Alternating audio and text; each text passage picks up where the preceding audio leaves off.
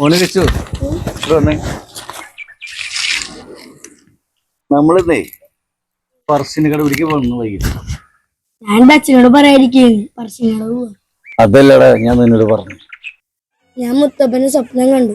എന്റെ അരികിൽ വന്ന് മുത്തപ്പൻ പറയണു, ഉണ്ണി നീ പഠിത്തത്തിനും എടുക്കനാ, നീ നല്ല നിലയിലും എത്തും എന്ന് മുത്തപ്പൻ കൂടെയുണ്ട്. ഞാനും കണ്ടു മുത്തപ്പനെ സ്വപ്നം. ഞാനും കണ്ടു.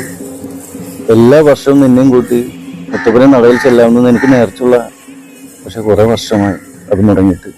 അതിനെന്താച്ചാ ഇന്ന് നമ്മൾ പറശ്ശിനിക്കടവ് മുത്തപ്പന്റെ അടുത്ത് പോവല്ലേ? ഇന്ന് തന്നെ മുത്തപ്പന്റെ അടുത്ത് എത്തണം മോനെ. അതെ അച്ഛാ, എനിക്ക് പറശ്ശിനിക്കടവ് മുത്തപ്പന്റെ അടുത്തേക്ക് പോകാൻ കൊതിയാകുന്നു.